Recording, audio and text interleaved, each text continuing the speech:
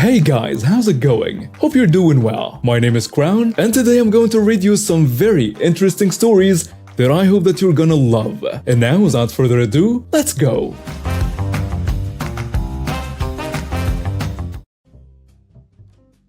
Okay, so this happened just this weekend and I'm still baffled. First, a little backstory. I, 26 female, was riding the bus over to see my fiancé, 34 male, and we've recently bought our first place together. And I'm gradually bringing over my stuff, clothes, toiletries, and so on in my backpack, as I don't have my own car yet.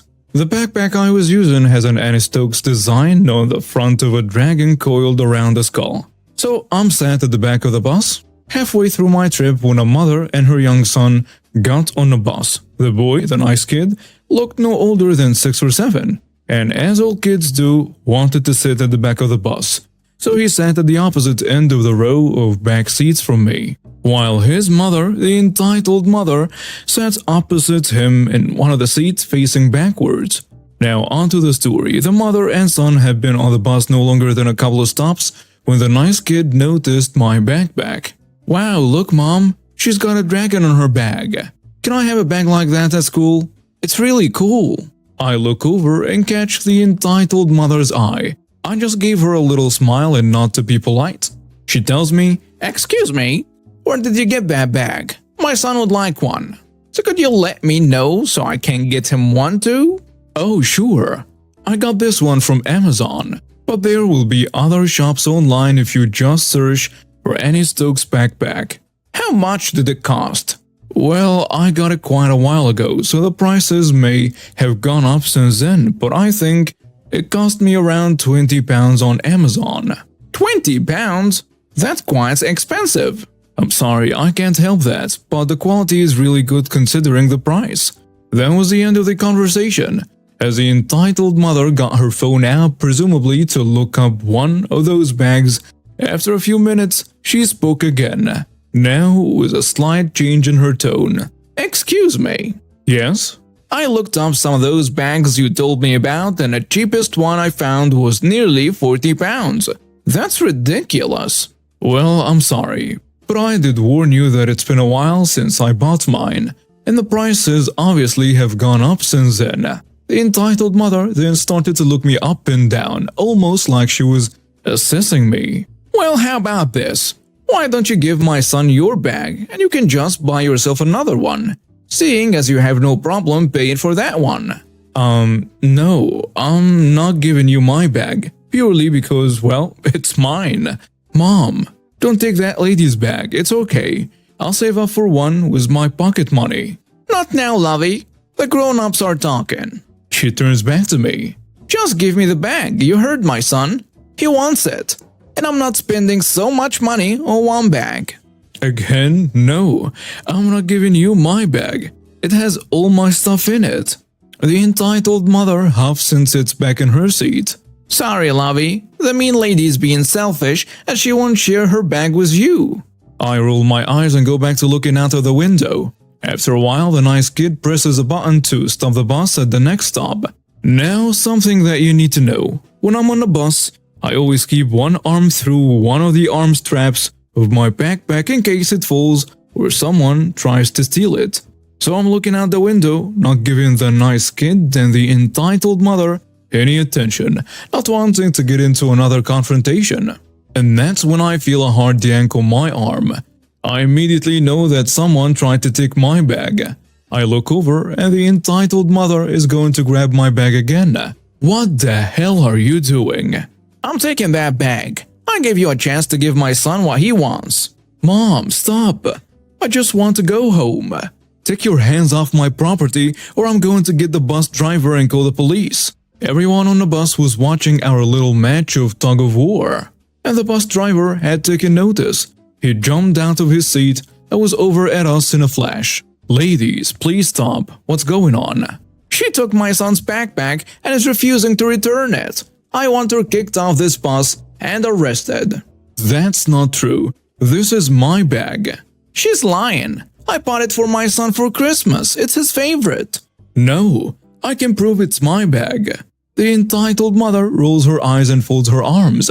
I unzip the top of my backpack and pull out one of my bras.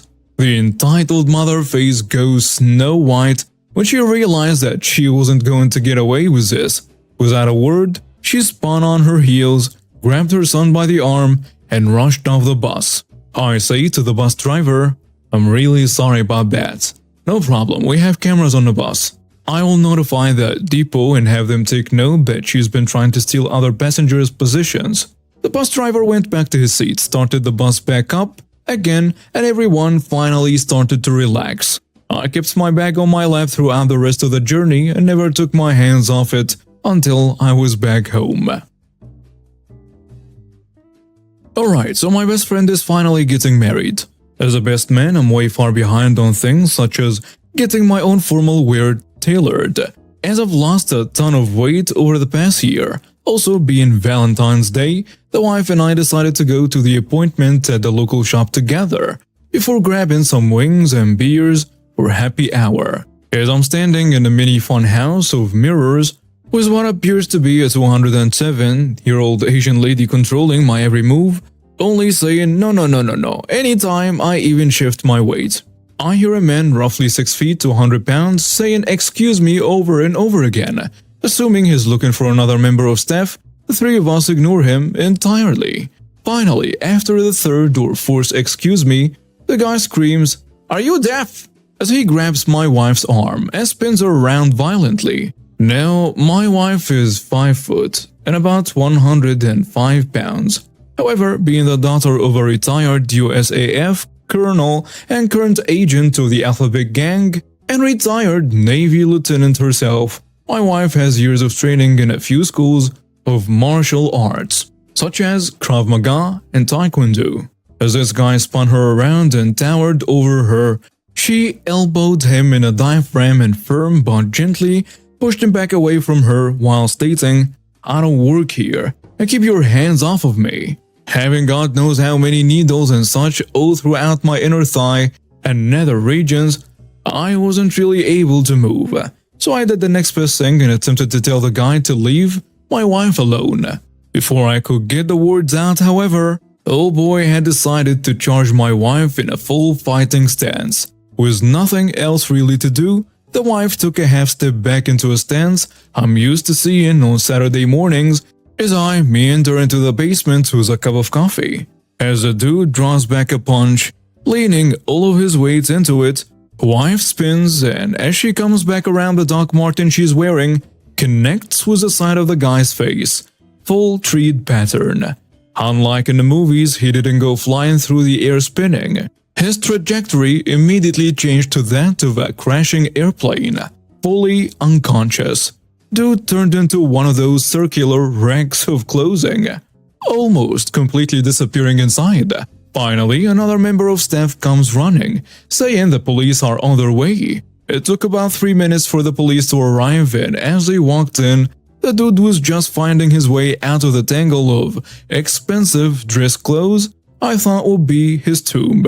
With statements from myself, the 2 staff members, and finally cameras, the dude not only found himself with a shattered orbital and a few broken teeth, but he was handcuffed to the gurney as they loaded him into an ambulance. I swear, I can't take her anywhere.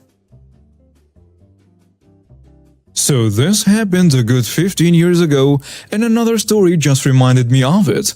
To keep it short, 15 years ago and some change, I worked for a local computer programming company that made automation software. Our company got bought out by a bigger national company, and after the dust settled, corporate decided they were going to send a liaison down to our local office to learn how you do things to be a better bridge between offices. AKA, hey new hires, teach our guy how to do your job so we can let 3 out of 4 of you go before next quarter. None of us were happy about that, but our new corporate overlords had spoken. A month or so later, here is our liaison fellow all ready to go. "So show me the interface," he said. Oh, that's when we all stopped, looked at each other, and grinned.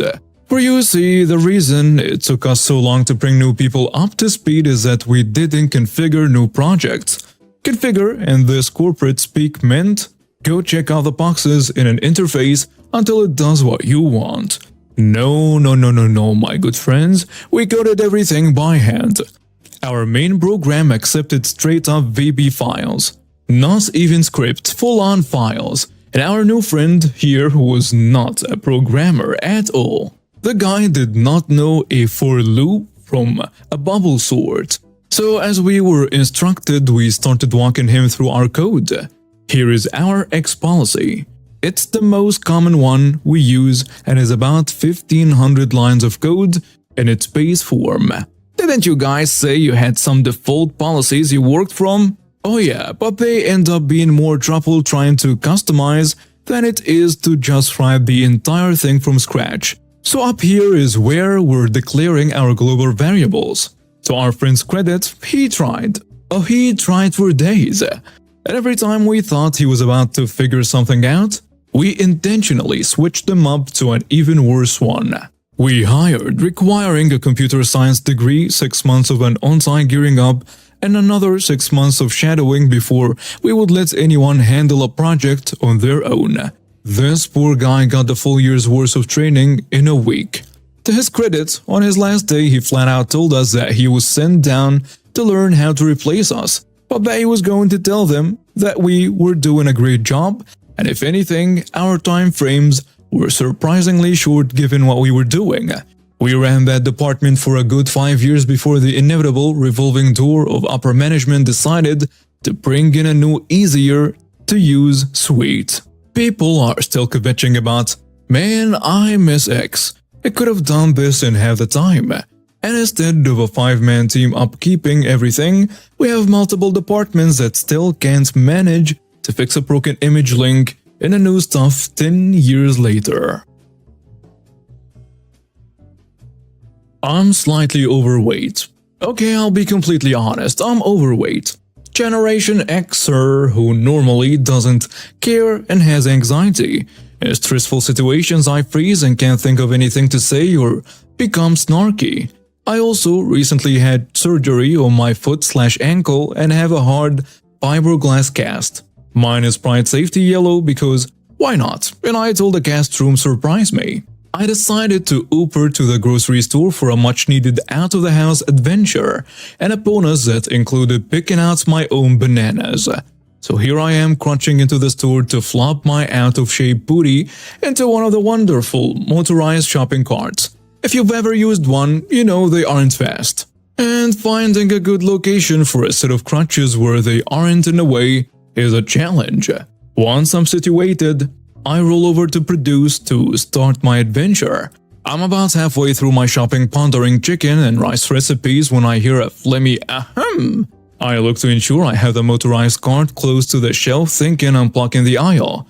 Then I hear ahem from right behind me, and it's coming from a woman about my age, if not younger, looking directly at me. Sorry, am I blocking you? I move the cart forward to unplug the shelf of boxed tries. Where are you going? Now I'm confused.